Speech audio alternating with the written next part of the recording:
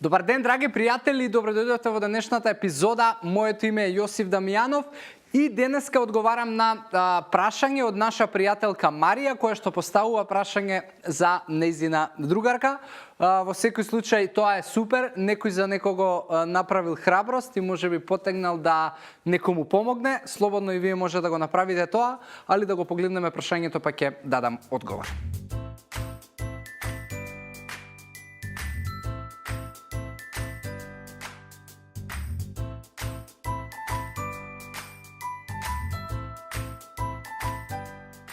Марија, фала ти многу за прашањето. Искрено да дадам мое мислење, можеби нема потреба, затоа што главните фактори кои што ти ги спомна, намален имунитет, покачен шекер и така натаму се доволен фактор за да секој од нас формира одредено мислење. Прва работа тоа што многу од луѓето ја прифаќаат ова диета на Жан Митрев, пред се само ставаат поголем товар на човекот, затоа што Жан Митрев ја претпоставувам дека никогаш не би го дал тој начин на исхрана, доколку не се работи за можеби случај на човек кој што треба брзо да се оперира, па е важно да на брзина изгуби килажа, а не е важно можеби се останато, затоа што приоритет е можеби операцијата.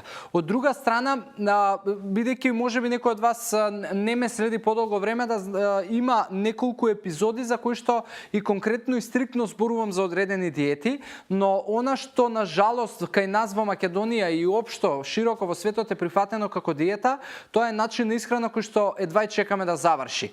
И диета е нешто што обавезно претпоставува да редуцира некаков тип на храна, да редуцира некаков тип на нутриенти, дали се тоа макро или микронутриенти, и претпоставувам истото и со оваа диета. Искрено не ја прочитав и не знам како изгледа, но за да ти се јават такви симптоми, тоа значи дека длабоко нешто фалело во телото. Сега, она што ја константно го зборувам и што ме слушате и постојано, и доколку можеме некој од вас, пак ќе кажам, пресно се уклучил во овој серијал на епизоди, тоа значи да се врати малку поназад, да прочепка низ другите епизоди кај што зборувам за другите диети, кај што многу јасно и гласно кажувам и констатирам дека на нашето тело не му е потребна диета, не му е потребен воден ден, протеински ден, не знам каков ден, туку му е потребен ден кој што изобилува со нутритивна вредност и доволно калории, доволно вода и барем пешачење, ако ништо друго, како физичка активност. Не затоа што јас сум најпаметен и сум ја нашол тајната, и не затоа што некој ќе ја најде тајната, туку затоа што природата нас не создала да бидеме подвижни, да се храниме најмногу од растително потекло, да внесуваме голема нутритивна вредност, да ги активираме и деактивираме на тој начин дел од гените и практично да функционираат процесите во телото на начин на кој што треба да функционираат. Секој пат кога нешто ќе недостасува во нашето тело, тие процеси нема да функционираат кој што треба, ќе се покачи килажа, ќе се појави здравствен проблем, ќе се појави проблем на крвна слика. Затоа, конкретно совет од мене е да имате добар појадок, да оброци на 3 до 4 часа, да пиете доволно вода и да бидете физички активни.